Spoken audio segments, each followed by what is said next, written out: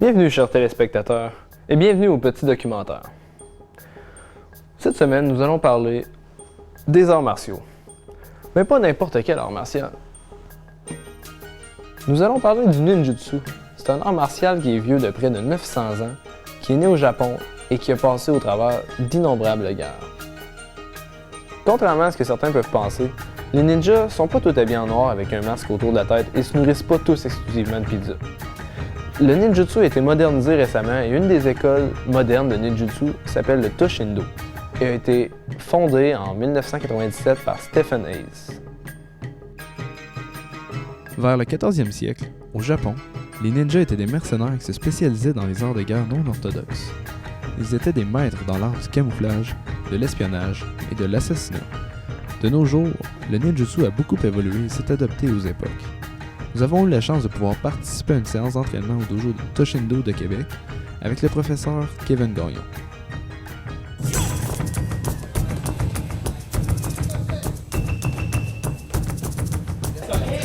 Les cours, on commence généralement par un 45 minutes avec des punch-mitts ainsi que des gants pour se protéger les jointures. Ça permet à l'étudiant de répondre et d'être capable de donner des coups à vitesse réelle. Donc aussi à apprendre à esquiver, donner des coups. Il y a beaucoup de valeur dans tout ça. Tant au niveau technique qu'au niveau cardio. En même temps, ça nous permet de développer justement notre endurance, à être capable de toffer plus longtemps qu'une minute, à force presque à 100%. La deuxième partie du cours est une partie technique, où c'est qu'on voit beaucoup plus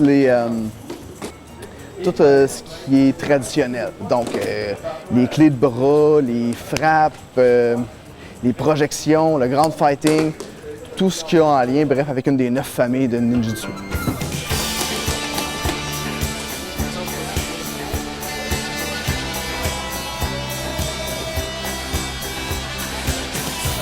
J'ai commencé les arts martiaux, j'avais 9 ans environ.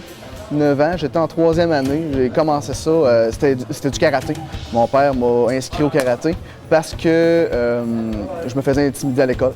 C'était pas vraiment évident. Donc pour gagner une confiance en moi et pouvoir me défendre aussi, il m'a inscrit au karaté. J'ai fait ça jusqu'au fin secondaire, où c'est que j'étais rendu ceinture brune environ. J'étais rendu à faire ma ceinture noire.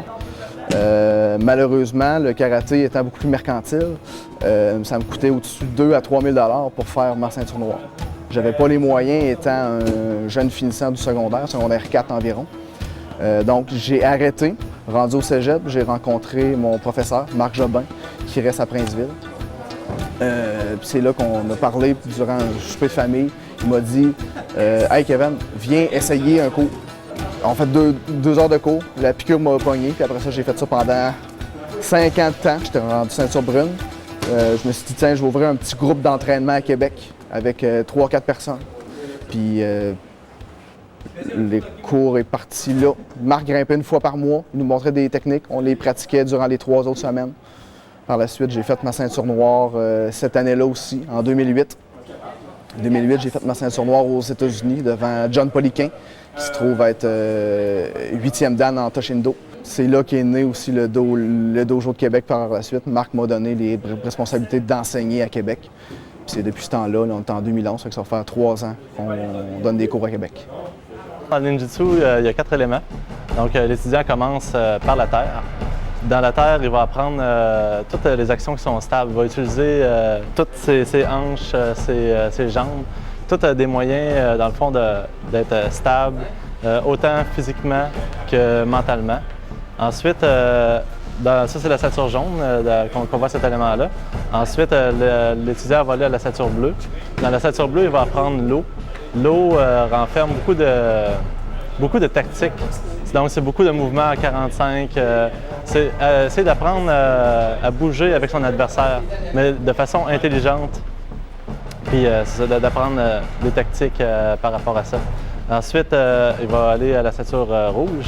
La ceinture rouge, c'est lié à l'élément feu. L'élément feu, là, il va apprendre plus le focus, comment prendre l'initiative, comment aller un petit peu, comment aller jouer avec son adversaire, son corps dans dans les points plus vulnérables du corps pendant l'attaque, tout ça. Et ensuite, l'étudiant va aller à la ceinture verte. Ceinture verte qui est liée au vent. Puis dans le vent, il va apprendre, dans le fond, à absorber les attaques de l'adversaire. Il va apprendre à rediriger aussi l'énergie. Donc, c'est beaucoup lié au côté énergétique. Ce qui est intéressant, c'est de voir un peu les modes de pensée de toutes les personnes. Puis chaque personne va apporter un petit peu sa façon de se défendre, un petit peu sa façon d'attaquer aussi. Alors, c'est d'apprendre à s'adapter à toutes ces personnes-là. Et voici ce qui conclut notre épisode sur le ninjutsu. J'espère que vous en savez plus maintenant sur cet art martial des plus mystérieux. Au prochain épisode, nous allons découvrir la nature combative du plancton.